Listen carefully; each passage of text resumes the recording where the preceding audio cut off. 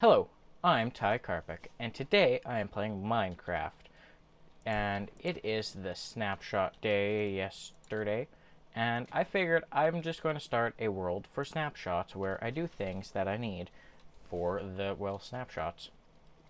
So anyway, I've started this world, and this is so far what I believe is in the Java edition of the Caves and Cliffs update. So let's begin with some of the oldest features. The powdered snow. So powdered snow, as you can see, I don't know if you can tell, it basically looks like snow. It has a little bit of a different texture, but you go into it and you fall and you sink and you die. I don't know if you actually die, but that would be neat if you did. So you're in the powdered snow. It's very cold. It gives you a new thing. Actually, let's go. Let's see if it does actually damage you. It doesn't damage you. It doesn't give you bubbles. It's basically, it's neat. So yeah, very neat. You can do some pretty cool stuff with it. And if you take leather boots, you can go and you can bypass this. And basically, you can walk through it. Now, as you can see, this is the powdered snow. If I take my boots off, I sink in and I can't get out. I put boots on, you can actually climb up it. It's kind of like scaffolding in that way. And yes, you can use it as a building block. As you can see, the roof here is partially powdered snow. And it comes in buckets. So if we go a bucket, you can see powder snow bucket. And you just take it and you place it down and it looks kind of like snow. And there you go, powdered snow. Some of the cooler things I've thought to do with it is you can make a ladder thingy. That's kind of like a slow ladder. You can also make traps with it. And one of my favorite things that I probably will try to do when it comes out is I'm going to try to make a secret base. So that will be neat, and we can get rid of this stuff, and boom. So that is powdered snow. Next feature I'm going to show off is some copper and skulk sensors. As you can see, skulk sensors. Basically, I thought that was an infinite loop. Never mind. If you're shifting, they don't give out a redstone signal. If you don't shift, they basically take noise, and they put out a redstone signal for a short amount of time. So basically, wireless redstone, which is very neat. And I believe if you surround them in wool, it negates the effect from some sides. I'm not good at redstone, so I'm probably not going to use them very much. It will make making secret doors, though, quite a bit easier with the pistons and stuff, because you won't need to rig it up with a lever, and it'll be nice and fun. Then here's some of the copper bricks. These are just basic copper bricks. These are the basic copper bricks. Let's go copper. I never even put a copper ingot. That's pretty neat. It's called cut copper. It's basically copper brick. You make them out of things, and they go through the same aging process as copper, as I'm sure you've probably seen. So here's the process, with this one being the final. These are waxed so they don't age, because this is a world, like I said. Next thing, amethyst. Basically, this is the item, and so basically this is the growth process. It goes from small to bigger to finished, and they can go on all sides of a block, and apparently they work as that. Okay, so this is what the amethyst will actually grow on. This is just the amethyst weird shard thingies. I don't know what they're called. I have mine set on Bedrock to be R, is pick block.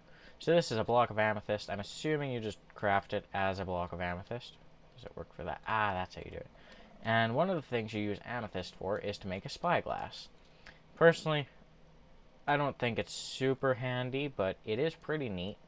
It could be really cool if you were doing some like pirate roleplay or something. Like you can see that piggy over there. It's pretty neat. I probably won't see myself using it much, but it's a thing. So moving on, you have the newest things, which are the dripstone blocks. They're actually not the newest things, but this is the dripstone block. You basically make it out of dripstone, which if I go back here, I can show you what dripstone is used for. Right now there's a glitch where for some reason, as soon as it fills in one, it fills in the whole block of lava. Anyway, you can use this to make an infinite lava source like this. You basically take the dripstone thingies. What are they called? They're pointed dripstone, and if you take 4 of these in the crafting bench, you can put 4 of them and make a dripstone block. Very neat. And you take them and you put them over a cauldron when they're underneath lava, and it's basically infinite lava. So that's pretty neat, I think. Now, the next thing I apparently don't have is glow squids. These are the newest feature, along with the vines, which are, what are they called? They're called glow lichen. They're going to spawn in caves randomly. They're kind of like vines. I actually put them on this wall. I need some bone meat. And basically you can grow them by using bone meal. See? And it's very fun. It gives you a chance for them to grow in one of the directions. Very neat. They provide a very small light source. So inside that building had them, and it was lit up. Oh, and here's also the tinted glass. This is also made from amethyst. Basically, light doesn't pass through it. If you go on this side, see, you can look through this glass. You can see the sun very good. If you were to look through here, you wouldn't be able to. It's hard to demonstrate, I personally think. Like, let's go like this. And boom. See, no light passes into here. And it's very neat. And another way I could show this is with a, let's get a torch. And we put it inside of here. And as soon as we block that off, it's just lit inside of there. So this is also, I think this is pretty neat. I would have never expected something like this, but it is pretty neat. Quite fun. And then these are glowing item frames.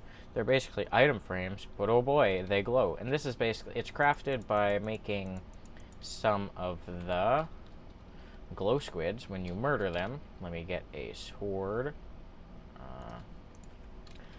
When you murder them, they drop that.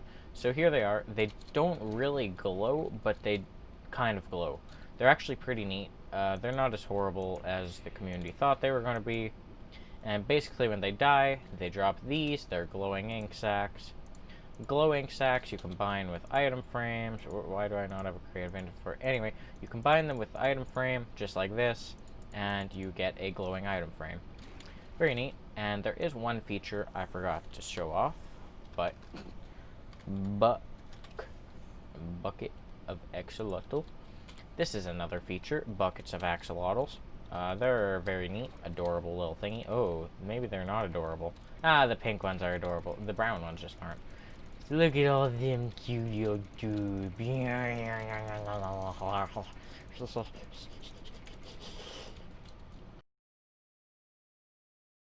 They're pretty neat. They like follow you or something. I don't know. I didn't put a whole lot of research into all this stuff. All I know is it's new, and I'm going to be using this world to test the different features with snapshots in Java Edition, as well as updates, just in general. So yeah, this is what I've done. I hope you have enjoyed this video. If you have, you can do whatever the hell you want. I don't care. But if I were to recommend you something to do, I'd say you should like and subscribe and go watch some more of my videos, because I want you to. So anyway, bye!